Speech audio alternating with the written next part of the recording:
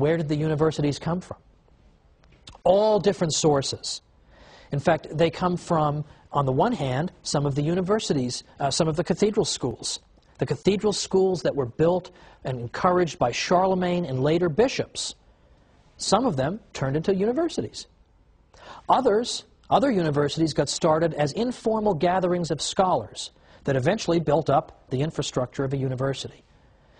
And we can't identify with exact precision a date that they got started, but certainly we can say that by the latter half of the 12th century into the 1200s, the universities are getting going. And you start to see some of the great universities of the Western tradition. You see the birth of Oxford and Cambridge and Paris and Bologna and the medical school at Salerno. These places are 800 years old and older in some cases. This is an extraordinary advance. And what institution made it possible? Not simply the Catholic Church, but specifically the papacy.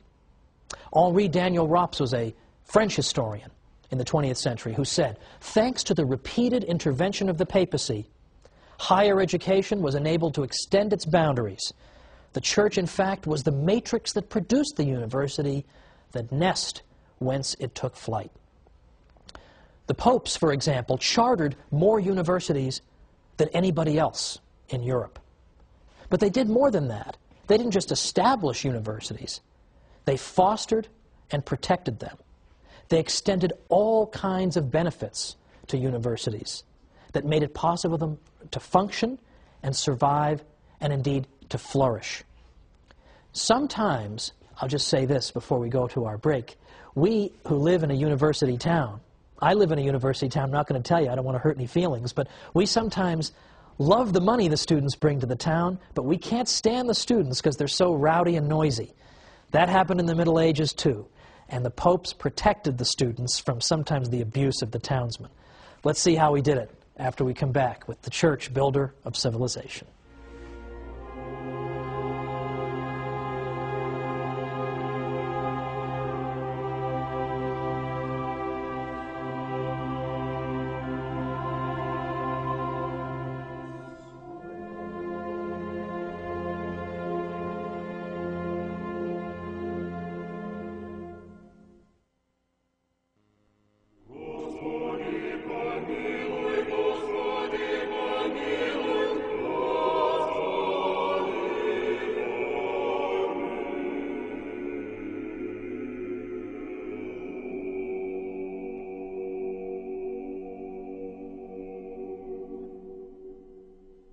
Welcome back to the Catholic Church, builder of civilization. I'm Thomas Woods. Before the break, we were looking at the development of the university system in Western civilization and noting that the Catholic Church played a larger role than any other institution in spreading knowledge, cultivating the pursuit of knowledge, and allowing the university system to blossom. There was no institution that did more, and the papacy in particular consistently intervened. Now, right away, as early as the 1200s, as the universities are forming, we already see the characteristics of modern universities. They were not absolutely identical to our modern universities, but we see important similarities. For instance, that we had the same distinction between graduate and undergraduate education that we have now. We had the idea that you go and you pursue a fixed course of study, upon the completion of which you receive a degree. All these things were features of the medieval university. Now, in the ancient world, they had schools, of course, they had academies, but they didn't have quite these features that I've described. And typically, if you belonged to an ancient academy, it meant that you belonged to the school of thought that dominated that academy. Whereas in the medieval university, there was no reigning school of thought. Instead, you had vigorous debate back and forth on a variety of subjects. But just before we went to the break, I specifically pointed to the role of the popes. How did the popes help to foster the universities, apart from chartering more universities than anybody? The popes also extended the benefit of clergy to students. Benefit of clergy is a privilege that was extended typically, of course, to clergymen, which said that if you were to harm a clergyman, it would be considered an especially heinous offense. Also, benefit of clergy meant that if you were a clergyman, you could have your case heard in a church court rather than a local secular court. Well, this benefit was extended to the students at universities because, as I suggested at the break, sometimes the local townspeople didn't really like the students, just the way they are today. A lot of people today look at the university students and they say, I like the fact that they've brought mom and dad's money to my town and they're ready to spend it on all kinds of ridiculous nonsense. However, I don't like the fact that they keep knocking over my mailbox. I mean, why would you get pleasure out of knocking over my mailbox? This sort of thing. People love the money and they hate the students. That's exactly how they felt in the Middle Ages.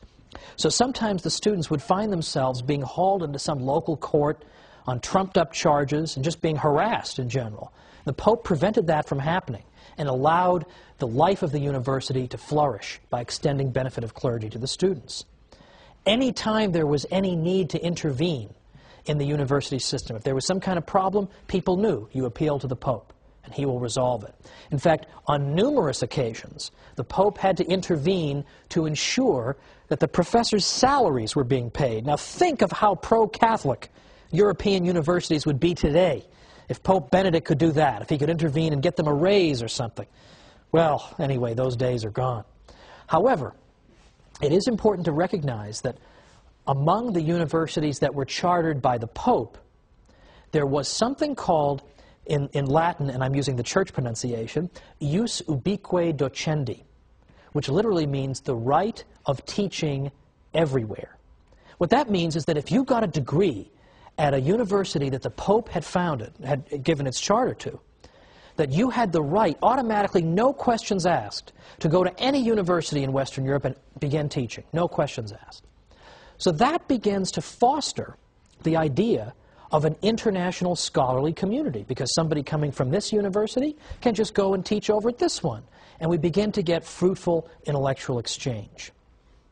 Now, some people, I'm sure, have a sort of caricatured view of what intellectual life must have been like in a medieval university because, for instance, it's sometimes said that, oh, of course we had universities, but the professors had to toe the line, right? They had to say whatever the bishop wanted them to say, or the Pope, or they were always hemmed in and they couldn't just say what they wanted to say.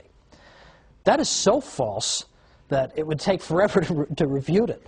To the contrary, as any impartial historian of the universities will tell you, to the contrary, the intellectual life of these universities was very vigorous and robust.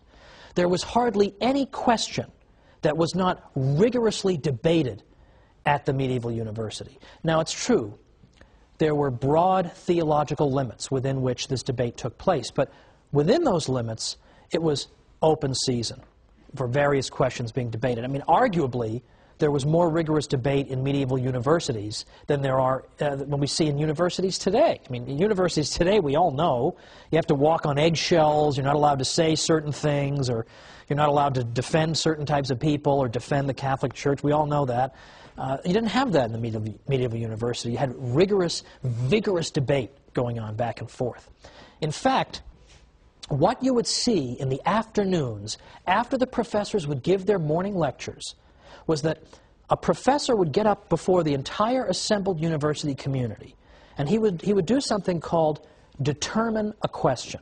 That is to say, some controversial question would be debated by skilled debaters on both sides of that matter. And they would both make the strongest cases they could for their own positions.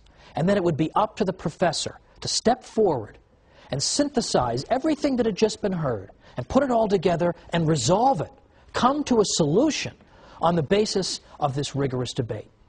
That was called determining a question, and that took place in the afternoons. Now, I would like to see a modern university try something like that, but you won't see it because the professors are all tenured and they want to just sit in their offices and type entries on their blogs, so they're not going to want to do that. But that was what the university system was like, and if you wanted to get a degree in a medieval university, you had to do that too. You as a student had to stand up there in front of the whole university community and determine a question. That's hard. That's difficult. Now consider also that we can see the debating nature of our Western civilization. We can see it evident in the writings of this time, the writings of the early centuries of the university. Take, for example, the great St. Thomas Aquinas, who is admired by all civilized people everywhere, in effect.